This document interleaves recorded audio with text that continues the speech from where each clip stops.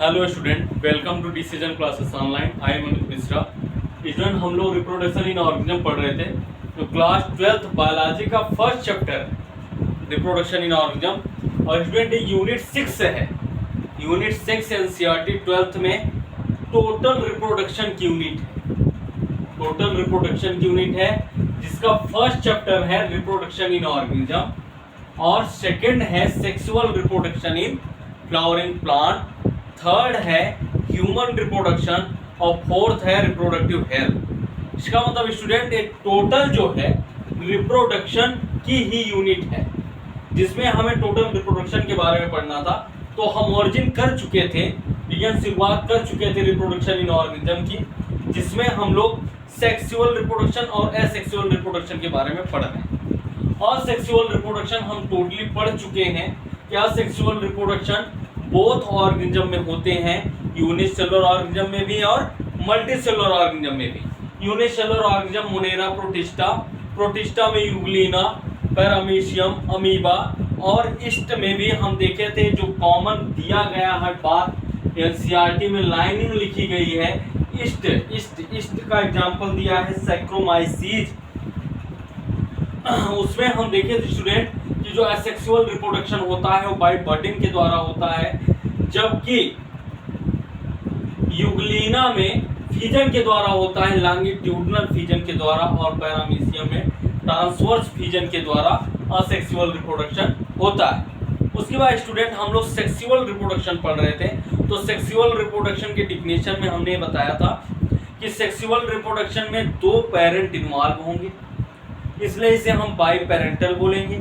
और जब दो पेरेंट इन्वॉल्व होंगे, इन्वॉल्व इन टू पेरेंट, तब गैमेट का फॉर्मेशन भी होगा, फॉर्म गैमेट। इसमें गैमेट भी बनेंगे। सेक्सुअल रिप्रोडक्शन, सेक्सुअल रिप्रोडक्शन में गैमेट बनेंगे।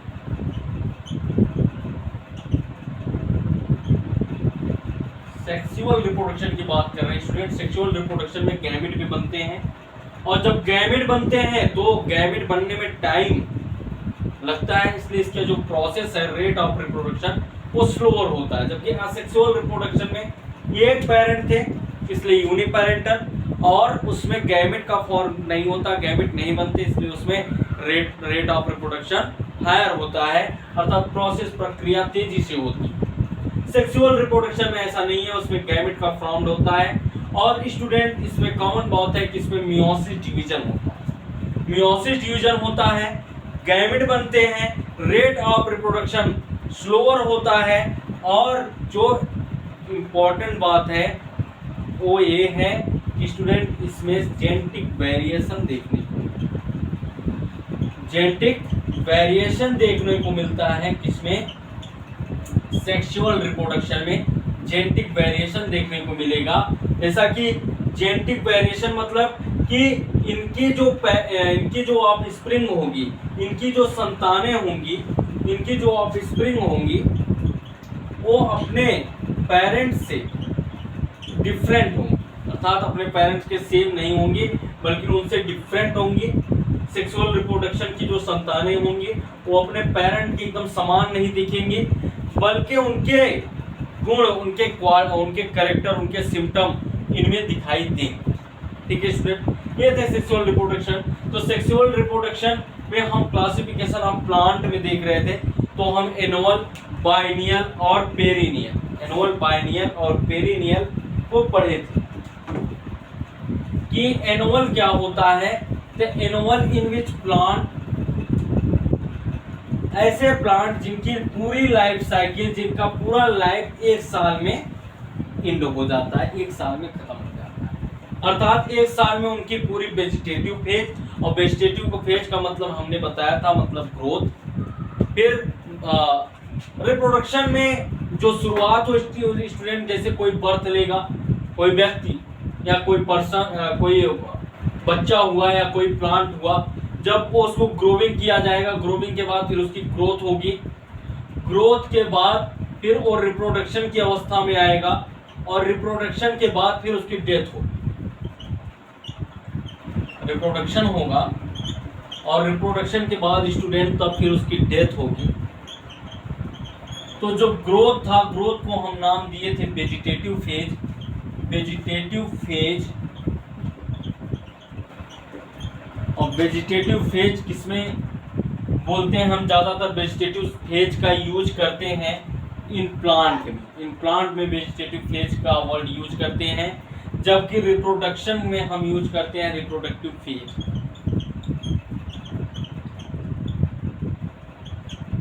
रिप्रोडक्टिव फेज यूज करते हैं। और डेथ के लिए हम सेनेसेंस फेज या एजिंग फेज बोलते हैं। सेनेसेंस फेज, डेथ को हम सेनेसेंस फेज या एजिंग फेज, रिप्रोडक्शन को हम रिप्रोडक्टिव फेज, और ग्रोथ को हम वेजिटेटिव फेज के टर्म से जानते हैं। ठीक है स्टूडेंट, तो अब हमें ये बात पे कंफ्यूजन नहीं रहना चाहिए कि वेजिटेटिव फेज क्या है, रिप्रोडक्टिव फेज क्या है, और सेनेसेंस फेज क्या है।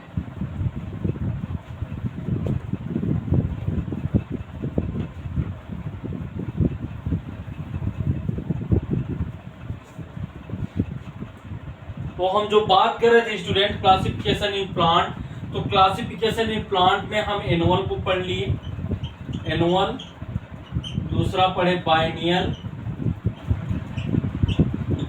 और फिर पढ़े स्टूडेंट पेरिनियल। पेरिनियल एनुअल में हम पढ़े in which plant complete life cycle in 1 year, in which plant complete life cycle in 1 year is called annual.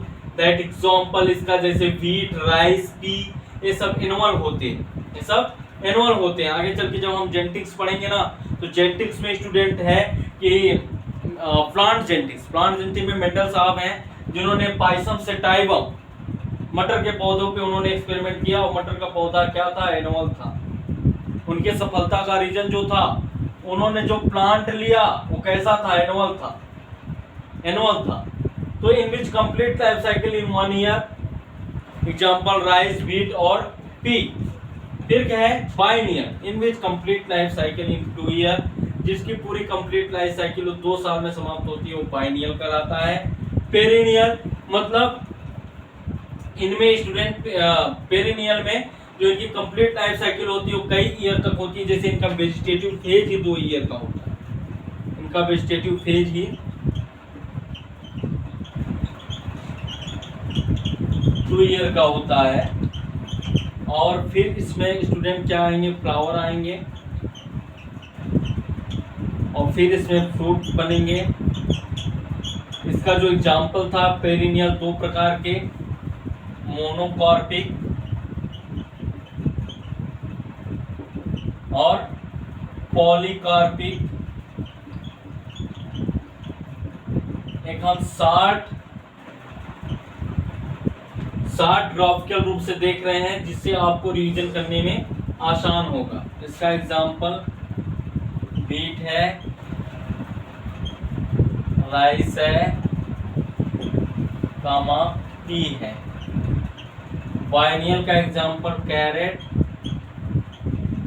Cabbage, comma beet root. और पेरिनियल के 2 मोनोकार्पिक, पॉलीकार्पिक। मोनोकार्पिक मतलब जिनके पूरे life cycle में केवल एक बार फ्लावरिंग हो, जिनके पूरे लाइफ साइकिल में केवल, जैसे कि इनका एग्जांपल था मोनोकार्पिक में स्ट्रॉबेरी, नीला कुरेंजी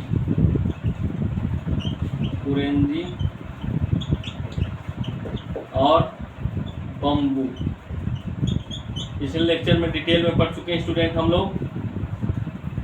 पॉलीकार्पिक का नीम, कामा मैंगो, नीम कामा मैंगो मतलब मोनोकार्पिक जिनके पूरे लाइफ साइकिल में केवल एक बार फ्लावरिंग हो। नीला कुरंजी, इसका स्ट्रोबिलेंथस कुंथियाना, और बम्बू जब 12 साल में एक बार फ्लावरिंग होती है नीला कुरंजी में, ठीक है। और ये होते कहाँ हैं? वेस्टर्न घाट पे होते हैं। इनके फ्लावर का जो कलर होता है ब्लू कलर होता है। और 12 ईयर 2006 में हुआ होगा, जब अब 2018 में हुआ होगा, उसके बाद अब 2030 में होगा। तो 12 ईयर में एक बार इनका क्या होता है, फ्लावरिंग होती है। फिर बम्बू है, उसके बाद पॉलीकार्पिक में नीम। पॉलीकार्पिक मतलब पूरे लाइफ साइकिल में कई बार फ्लावरिंग का होना क्या कहलाता है, पॉलीकार्पिक कहलाता है। एग्जाम्पल नीम और मैंगो। ये था स्टूडेंट। उसके बाद हम लोगों ने कुछ इम्पोर्टेंट टर्मोलॉजी की चर्चा कर रहे थे, इम्पोर्टेंट टर्मोलॉजी आप लोग को बता रहे थे, और इम्पोर्टेंट टर्मोलॉजी में ही कुछ पार्ट रह गए थे जिसे हमें बताना है। उसके बाद हम क्लासिफिकेशन इन प्लांट पढ़ लिए, अब हमें एनिमल के बारे में भी पढ़ना है, ठीक है।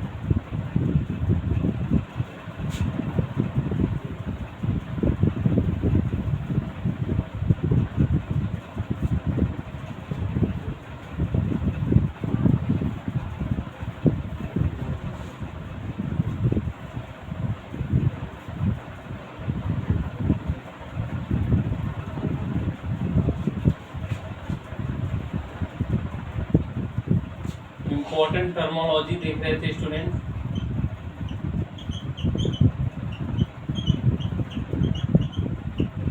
इम्पोर्टेंट टर्मोलॉजी देख रहे थे जिसमें हम लोगों ने देखा था एपोमिक्सिस। एपोमिक्सिस क्या है? एपोमिक्सिस एसेक्सुअल रिप्रोडक्शन को एपोमिक्सिस कहते हैं, एसेक्सुअल रिप्रोडक्शन। फिर दूसरा था स्टूडेंट एम्फीमिक्सिस। क्या? Amphimixis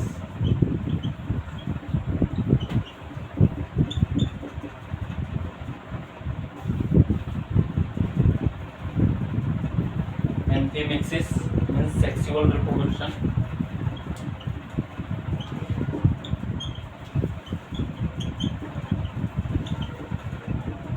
sexual reproduction. फिर स्टूडेंट हम पढ़ रहे थे, इसमें देखे थे क्लोन। तो क्लोन वर्ड आता है असेक्सुअल रिप्रोडक्शन में, मींस इनके जो पेरेंट हैं, असेक्सुअल रिप्रोडक्शन की जो ऑफ स्प्रिंग होती हैं, जो संतानें होती हैं, वो अपने पेरेंट के बिल्कुल क्या होते हैं, सेम होते हैं। अर्थात हम कह सकते हैं offspring are genetically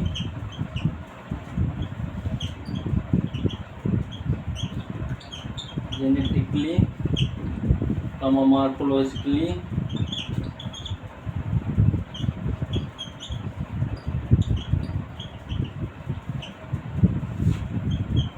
similar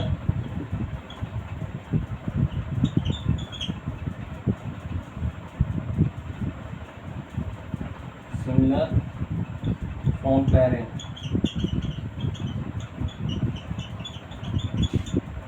ये होते हैं क्लोन। और उसके बाद स्टूडेंट हम देखे थे सोमैटोजेनिक रिप्रोडक्शन क्या होते हैं।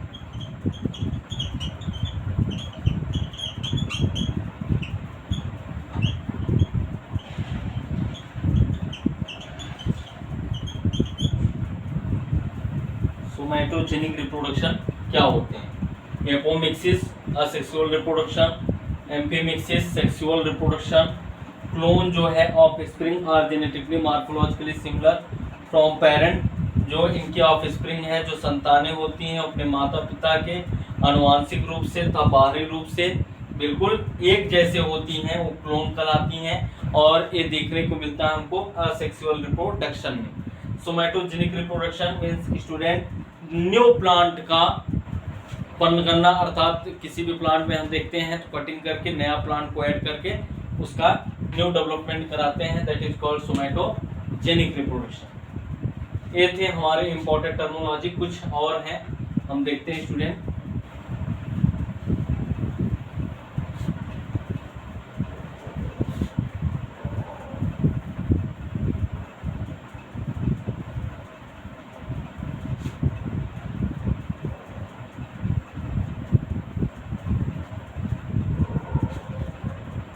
जैसे कटिंग क्या है, कॉमन शब्द आता है cutting.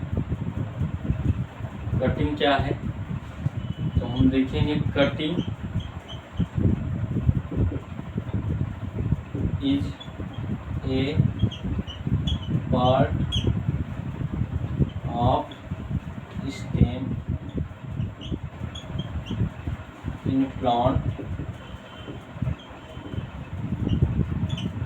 Cutting is a part of stem in a plant and grow into new plant. And cutting is a part of stem in plant and cut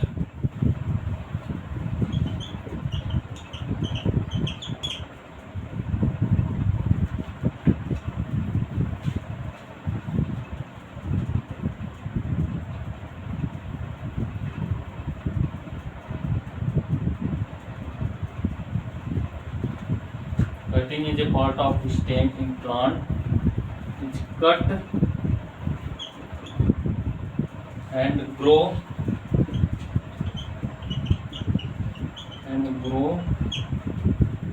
into new plant.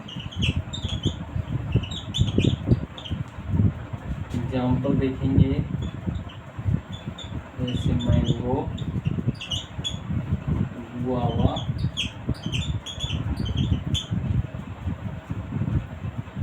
ठीक है student.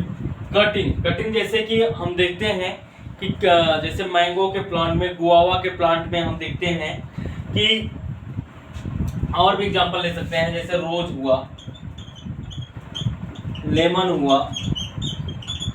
तो इसमें देखते हैं student कि इसके cutting is a part of stem in plant. एक plant जो है, प्लांट के स्टेम को कट करते हैं और उसमें दूसरे प्लांट को ऐड करके एक नए प्लांट का हम ग्रो कराते हैं। यही है cutting. Example mango, guava, rose and lemon. That is called cutting.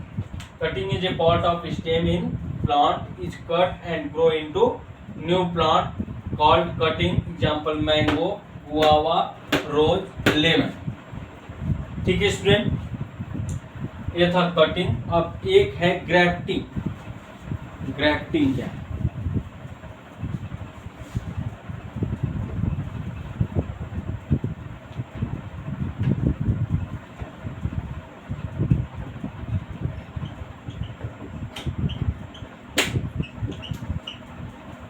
Grafting क्या है? ग्राफ्टिंग मीन्स स्टूडेंट, जैसे कि हम कोई नए प्लांट को ग्राफ्ट करते हैं, मतलब फिट करते हैं किसी अनदर प्लांट में। इसमें भी एक पार्ट ऑफ स्टेम को कट करते हैं, एक पार्ट ऑफ स्टेम को कट करके और किसी स्ट्रॉन्ग प्लांट के स्टेम में उसको हम ऐड करते हैं। किसी स्ट्रॉन्ग प्लांट के, जैसे हम किसी का कटिंग लिए और ये स्ट्रॉन्ग प्लांट है, इसमें लाके हम यहीं पे ग्राफ्ट कर देंगे। तो ये स्ट्रॉन्ग प्लांट था, लेकिन इसमें हम ले आके किसी दूसरे प्लांट के स्टेम को ग्राफ्ट कर दिए, मतलब इससे ऐड कर दिए। अब ये जो नया प्लांट ग्रो करेगा वो ए नहीं बल्कि ए होगा। ठीक है, यही कहलाता है ग्राफ्टिंग। तो ग्राफ्टिंग में हम लिखते हैं the stem, it is a part of the stem of a plant, the stem of a plant is cut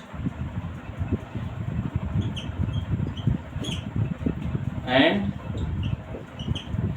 then fitted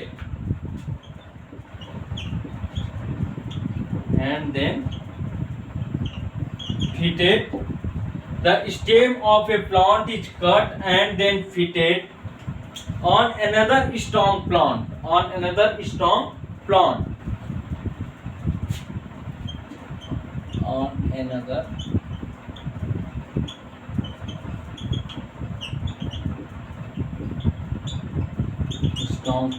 ये क्या कहलाएगा? ग्राफ्टिंग कहलाएगा। The stem of a plant is cut and then fitted on another strong plant, that is called grafting। यही क्या कहलाएगा student? Grafting कहलाएगा। आप जिस बात को समझें वही बात लिखें, ठीक है। अपने से आप अलग से बातें लिख सकते हैं, लेकिन उसे आप अपने ही वर्ड में लिखिए। स्टूडेंट देखिए, जो समझ के आप लिखते हैं वो बिल्कुल आपके अनुसार होता है और आप उसे अपने इच्छा अनुसार जिस प्रकार आप समझे उस प्रकार आप सेंटेंस को बनाएं और वही जो है बिल्कुल आप अपने कॉपी में लिखिए। ठीक, इससे स्टूडेंट आपको एक अच्छा नंबर गेन होगा। ठीक, याद मत करिए, ग्राफ्टिंग को पहले समझिए, ग्राफ्टिंग के प्रोसेस को जानिए, या किसी भी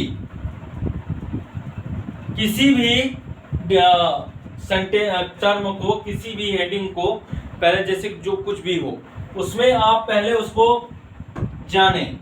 जैसे हम किसी जीव की बात करते हैं, एनिमल की बात करते हैं, तो एनिमल के पहले आप अपने दिमाग में या हेडिंग डाल के आप लिखिए कि उसके पहले ये देखिए कि ये इसका हैबिट एंड हैबिटाट क्या है, इसका वास स्थान क्या है, उसके बारे में लिखिए।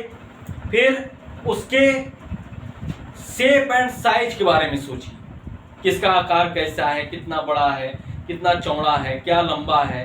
ठीक है, उसके बाद उसके फंक्शन, वो कार्य क्या करता है।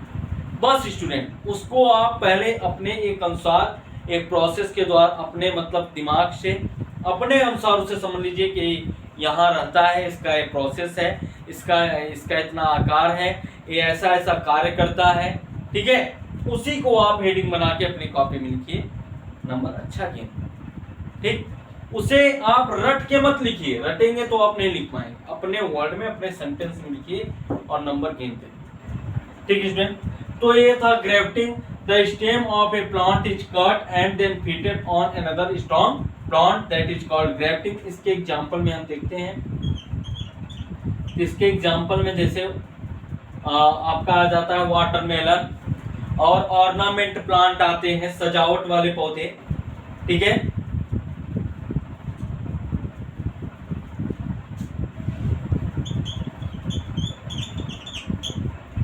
ऑरेंज,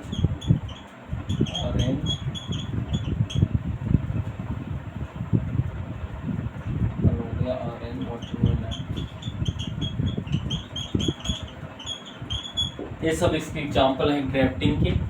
इंपॉर्टेंट टर्मोलॉजी में हम apomixis, amphimixis, clone, somatogenic reproduction, cutting, grafting ये सब पढ़ें और आप लोग को अच्छे से समझ में भी आ गया होगा, जो कि कभी कभी एग्जाम में पूछे जाते हैं और एग्जाम के पॉइंट ऑफ व्यू से इम्पोर्टेंट है। और हाँ, जो बात हम स्टूडेंट आप लोग को बताते थे, हम बिल्कुल एनसीईआरटी से ही चलेंगे।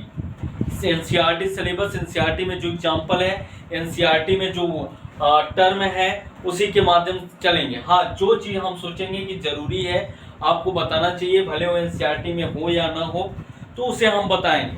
जैसे ये सब प्रोसेस था, एपोमैक्सिस, एम्फीमैक्सिस, ये सब एनसीईआरटी में नहीं है, लेकिन एग्जाम था, कॉम्पिटिटिव एग्जाम में कभी कभी ऐसे क्वेश्चन आए हुए हैं और इसलिए हमने आप लोगों को बताया और एक नोट्स के माध्यम से बताया और नोट भी पूरा बनवाया। ठीक है, अब स्टूडेंट आपकी रिस्पॉन्सिबिलिटी है कि उसे आप कितने इंपॉर्टेंट समझ के पढ़ रहे हैं, उसे आप कितना इंपॉर्टेंट समझ के लिख रहे हैं और कितना उसको कंसंट्रेशन के साथ समझें। ठीक, कोई बहुत ज़्यादा ऐसा नहीं कि एनसीईआरटी के बाहर का है तो बहुत ज़्यादा टफ है। ठीक, टफ नहीं है, लेकिन अब आपके ऊपर डिपेंड करता है कि आप उसे किस माध्यम से पढ़ना चाहें।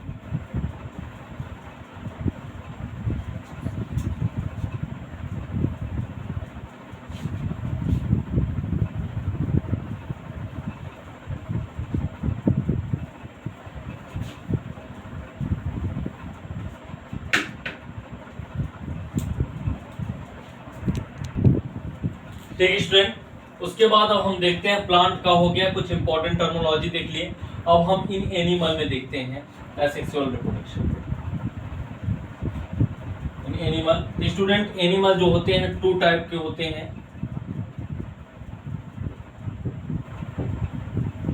इनमें हम 2 टाइप्स देखते हैं एनिमल में। पहला है स्टूडेंट प्राइमेट और दूसरा है नॉन प्राइमेट। पहला है प्राइमेट और दूसरा है नॉन प्राइमेट। अर्थात स्टूडेंट इन एनिमल में 2 प्रकार के हम देखते हैं, प्राइमेट और नॉन प्राइमेट। प्राइमेट और नॉन प्राइमेट का मतलब स्टूडेंट कि प्राइमेट मतलब जो जीव कॉन्टिन्यूअस ब्रीडर होते हैं, इसे हम एक वर्ड के और नाम से जानते हैं, कॉन्टिन्यूअस ब्रीडर।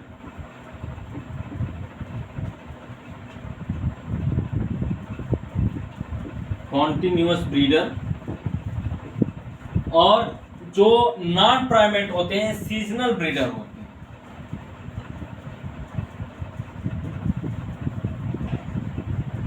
सीजनल ब्रीडर होते हैं, उन्हें हम नॉन प्राइमेट कहते हैं। अब तो समझ में आ गया होगा आपका।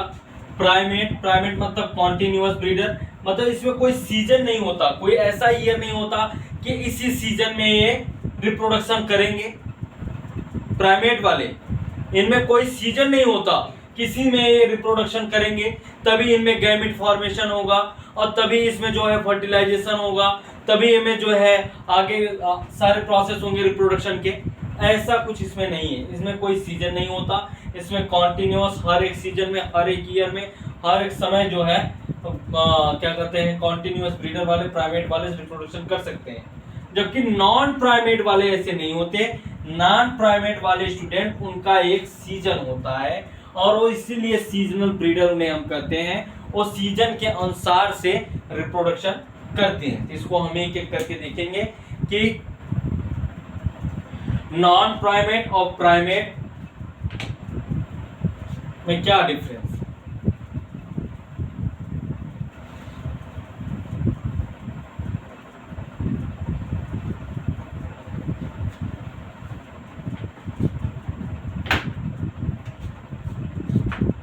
पहला देखते हैं प्राइमेट। आप एक नोट्स बनाइए स्टूडेंट, जो आपको एग्जाम में रिवीजन के लिए भी। कॉन्टिन्यूअस ब्रीडर,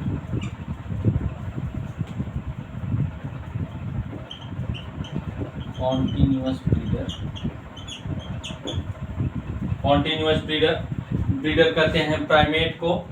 और एक होता है नॉन प्राइमेट, इसमें लिखते हैं which can reproduce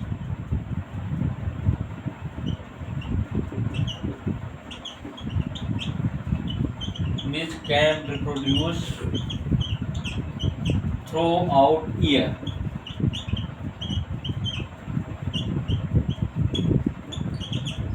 Which can reproduce throughout year, that is called primate। Example है इसका, जैसे मंकी। बंदर की प्रजातियां, बंदर की प्रजातियां को हम प्राइमेट कहते हैं। मंकी, एपे, कामा, ह्यूमन बीइंग भी आ जाएंगे। ये सभी कैसे हैं, प्राइमेट, कॉन्टिन्यूअस ब्रीडर वाले होते हैं। Which can reproduce through out year, which can reproduce through out year. इनका रिप्रोडक्शन हर एक ईयर में होता है, अर्थात हर एक ईयर में कर सकते हैं, इसलिए इसे कॉन्टिन्यूअस ब्रीडर के नाम से भी जानते हैं और इन्हें ही प्राइमेट कहते हैं। ये हुआ student primate, continuous breeder which can reproduce through out year. Example monkey, अबे और ह्यूमन बीइंग। बंदर की प्रजातियां को हम प्राइमेट कहते हैं।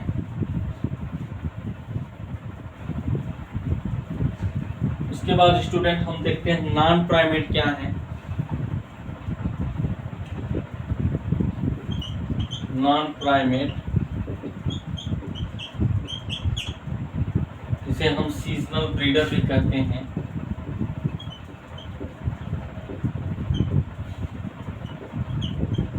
Seasonal breeder,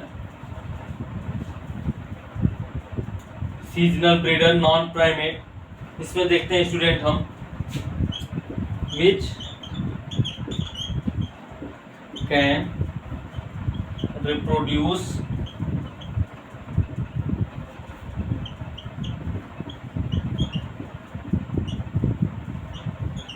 through out seasonal year.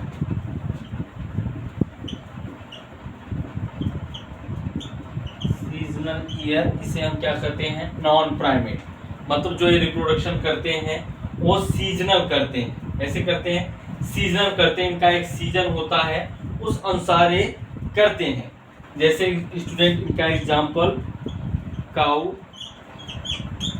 Cat, dog, year, ये सब जो है स्टूडेंट सीजनल बियर वाले होते हैं और जो कि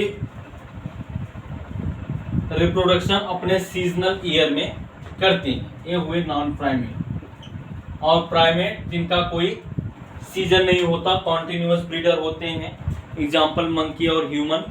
ठीक है स्टूडेंट, तो एनिमल में दो, प्राइमेट और नॉन प्राइमेट। प्राइमेट में हमने देखा which can reproduce through out year, इसलिए उसे हम कॉन्टिन्यूअस ब्रीडर भी कहते हैं। नॉन प्राइमेट मतलब seasonal breeder which can reproduce through out seasonal year, इनका एक सीजन होता है रिप्रोडक्शन का, जैसे एग्जांपल है काऊ, कैट, डॉग, डियर।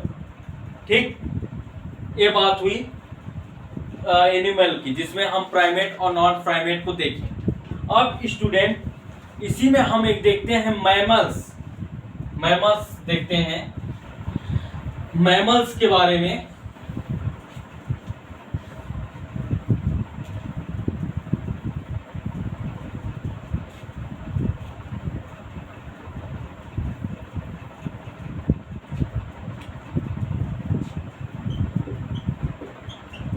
मैमल्स के बारे में देखते हैं स्टूडेंट। तो मैमल्स को हम दो भागों में बांट के देखेंगे, एक प्लेसेंटल जिसके पास प्लेसेंटा होता है, दूसरा नॉन प्लेसेंटा।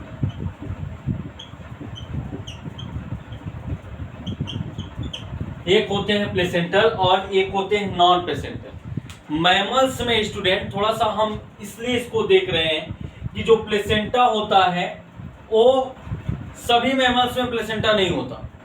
प्लेसेंटा क्या है? प्लेसेंटा स्टूडेंट यूटेरस, जिसे हम उम्ब कहते हैं, यूटेरस में प्लेसेंटा होता है, जहां पे एम्ब्रियो, जहां पे फीटस होता है और वहां ग्रोथ करता है, उसके ऊपर जो होता है प्लेसेंटा होता है। और प्लेसेंटा के द्वारा, प्लेसेंटा के माध्यम से फीटस को न्यूट्रिशन मिलता है और उसके एक्सक्रीटरी सबस्टेंसेस प्लेसेंटा के माध्यम से ही बाहर निकलते हैं। तो प्लेसेंटा जिसमें होता है, कुछ मैमल्स, सारे मैमल्स में प्लेसेंटा नहीं होता। जिनमें प्लेसेंटा होता है उसको हम प्लेसेंटल एनिमल, प्लेसेंटल मैमल्स कहेंगे, और जिसमें प्लेसेंटा नहीं होता उसे हम नॉन प्लेसेंटल कहेंगे। तो ये हुआ प्लेसेंटल और नॉन प्लेसेंटल। तो हम प्लेसेंटल में देखते हैं स्टूडेंट, प्लेसेंटल की बात करते हैं कि किसमें प्लेसेंटा होता है। प्लेसेंटल की बात करेंगे तो प्लेसेंटल में दो होते हैं। एक होता है स्टूडेंट मेनिस्ट्रुअल साइकिल, और दूसरा होता है एस्ट्रस साइकिल। हमें ये दोनों साइकिल देखना है और कॉमन डिफरेंस बिटवीन पूछा जाता है मेनिस्ट्रुअल साइकिल और एस्ट्रस साइकिल में, कि क्या डिफरेंस है मेनिस्ट्रुअल साइकिल और एस्ट्रस साइकिल में। तो स्टूडेंट प्लेसेंटल जो होते हैं, प्लेसेंटल में मेनिस्ट्रुअल साइकिल और एस्ट्रस साइकिल होते हैं। तो मेनिस्ट्रुअल साइकिल क्या है? मेनिस्ट्रुअल साइकिल स्टूडेंट जो होती है, जो मंथली पीरियड होता है, मंथली ब्लीडिंग होती है, ठीक है, मैमल्स में, प्राय ह्यूमन बीइंग में, ठीक है, तो वही मेनिस्ट्रुअल साइकिल कहलाती है। जो मंथली पीरियड ब्लीडिंग होती है उसी को मेनिस्ट्रुअल साइकिल या शॉर्ट में एमसी के नाम से जाना जाता है। ये स्टूडेंट क्यों होते हैं? मेनिस्ट्रुअल साइकिल जो यूटेरस होती हैं, यूटेरस की जो वाल होती हैं वो उनकी 3 वाल होती हैं, endometrium, myometrium, perimetrium. Endometrium, myometrium, perimetrium, 3 इनकी वाल होती हैं, एंडोमेट्रियम और मायोमेट्रियम, और सबसे बाहरी भाग को कहते हैं पेरीमेट्रियम। तो स्टूडेंट एक ब्लीडिंग क्यों होती है, पर मंथ ब्लीडिंग क्यों होती है, इसको हम आपको बता रहे हैं कि जो यूटेरस की वाल होती, गर्भाशय की जो वाल होती है, जो सबसे अंदर की वाल है that is called endometrium. Endometrium की वाल के टूटने के कारण, ब्रेकडाउन ऑफ इंडोमेट्रियम, इंडोमेट्रियम की वाल को टूटने के कारण ब्लीडिंग होती है। इंडोमेट्रियम वाल हर मंथ टूटता है और इसलिए हर मंथ ब्लीडिंग होती है। हाँ, ये बात है स्टूडेंट कि जो ओवेरियन हार्मोन होते हैं, प्रोजेस्टेरॉन, एस्ट्रोजन, ये जो हार्मोन होते हैं वो हर मंथ के शुरुआती में, बिगिंस में, इंडो में 1 से 5 दिन होता है, 1 से 5th day, maximum 6th day तक ब्लीडिंग आती है। ठीक है, उसी कहते हैं ब्लीडिंग फेज फीमेल में, ह्यूमन फीमेल में। तो जो एंडोमेट्रियम की वाल टूटती है तो वो हर मंथ टूटती है और उसी मंथ के लास्ट डे तक प्रोजेस्टेरॉन उसे फिर से बना देता है और एस्ट्रोजन उसको क्लियर कर देता है। मतलब ओवेरियन हार्मोन के द्वारा ये दोबारा बन जाते हैं उसी मंथ के लास्ट तक, जिससे अगले मंथ जो दूसरी स्टार्ट हो, अगले मंथ नेक्स्ट मेंस्ट्रुअल साइकिल आने वाली हो, उसमें फिर से इंडोमेट्रियम टूट सके और फिर से ब्लीडिंग हो सके।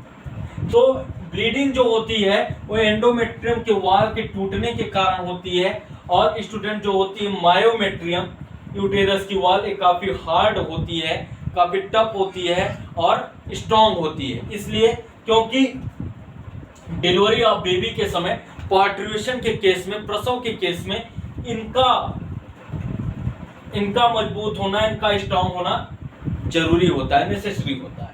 ठीक है, और ये हेल्प करते हैं, बहुत ज्यादा हेल्प करते हैं डिलीवरी ऑफ बेबी, पार्ट्यूशन।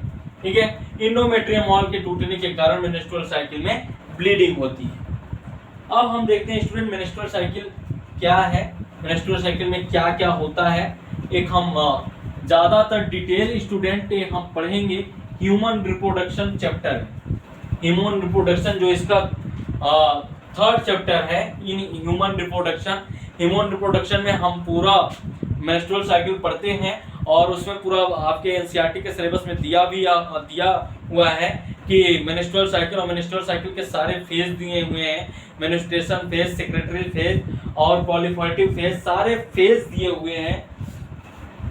तो उसमें हम इसको ज्यादा डिटेल में पढ़ते हैं।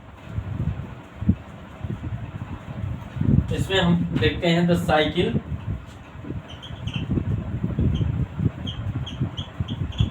Consist of menstrual phase,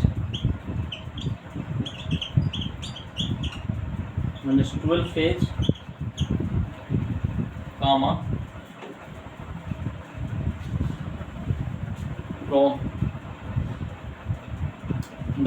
the cycle consists of menstrual phase, proliferative phase and secretory phase.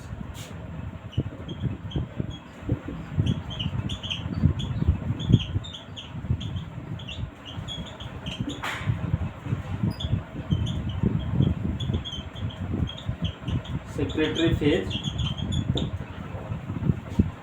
इस साइकिल में इतने फेज होते हैं। मेंस्ट्रुअल फेज होगा, प्रोलिफरेटिव फेज होगा और सेक्रेटरी फेज होगा।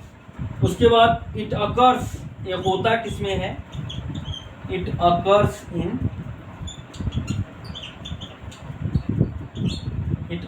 इन किसमें होते हैं, हमने आप लोग को बताया मंकी में, अपे में एंड ह्यूमन बीइंग में। इट अकर्स इन मंकी में मेंस्ट्रुअल साइकिल होते हैं, comma human being.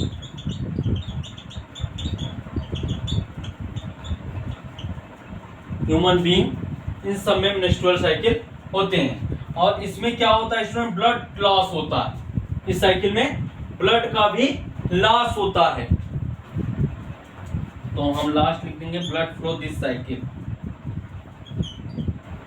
Blood flow this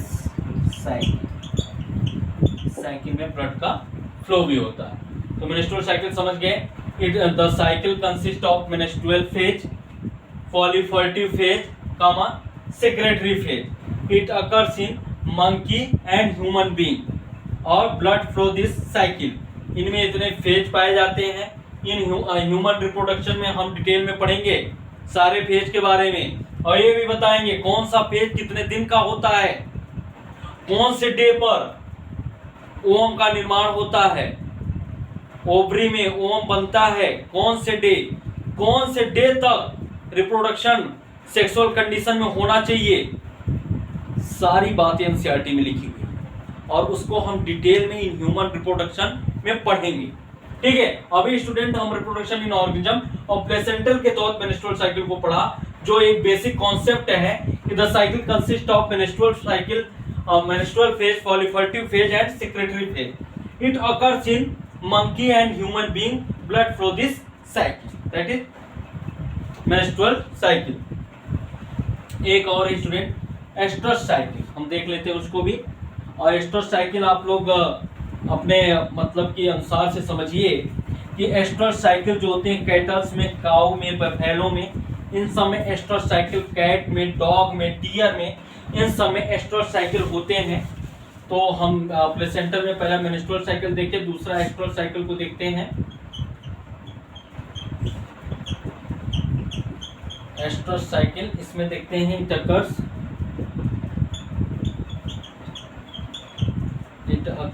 in cow, cat, dog, इन सब में क्या होता है, एस्ट्रस साइकिल होता है। और इसमें स्टूडेंट होता क्या है एस्ट्रस साइकिल में कि एस्ट्रस साइकिल में ब्लड लॉस नहीं होता, इनमें blood does not flow in this cycle, blood does not flow in this cycle, इसमें ब्लड फ्लो नहीं होता, ब्लड कोई भी ब्लड फ्लो मंथली में ब्लड का फ्लो नहीं होता, बल्कि it consist of short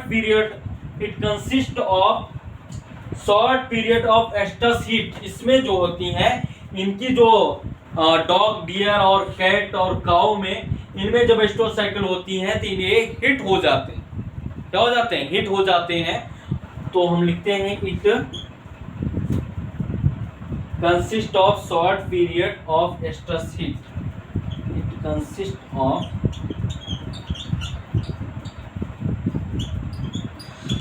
short period of estrus heat। इनमें जो एस्ट्रस साइकिल होते हैं तो इनकी बॉडी हिट हो जाती है, गर्म हो जाती है, और it occurs in cow, cat, dog, deer, sheep, इन सब में हम एस्ट्रस साइकिल देखने को मिलता है। एस्ट्रस साइकिल होता भी है और इनमें blood does not flow in this cycle, इसमें ब्लड का कोई फ्लो नहीं होता, और इसमें जब एस्ट्रस साइकिल होता है तो इनकी बॉडी हिट हो जाती है, ना कि ब्लीडिंग होती है, ना कि प्रोलिफरेटिव फेज होता है, ना कि मेंस्ट्रुएशन फेज होता है, और ना ही सेक्रेटरी फेज होता है। तो स्टूडेंट ये हुआ हम एनिमल्स में सेक्सुअल रिप्रोडक्शन देखे कैसे हो रहा है, प्राइमेट में, नॉन प्राइमेट में, प्लेसेंटल में, और नॉन प्लेसेंटल जो इसके बाद दूसरा है नॉन प्लेसेंटल। तो नॉन प्लेसेंटल स्टूडेंट जिसमें प्लेसेंटा नहीं होता that is called non placental, जिसमें प्लेसेंटा नहीं होता वही क्या है, नॉन प्लेसेंटल है। ठीक है, आगे स्टूडेंट हम देखते हैं इन सेक्सुअलिटी में हम देखेंगे कि यूनिसेक्सुअल, बाइसेक्सुअल कौन है, एनिमल, प्लांट, उनको हम देखते हैं। ठीक है, आगे के लेक्चर में कंटिन्यू करेंगे। तब तक आज तक के लिए इतना ही स्टूडेंट, और इसे कंटिन्यूटी आप बनाए रखें और लेक्चर को 1 by 1 करके देखें, क्योंकि एक लेक्चर के ऊपर डिपेंड है। Okay student, thank you.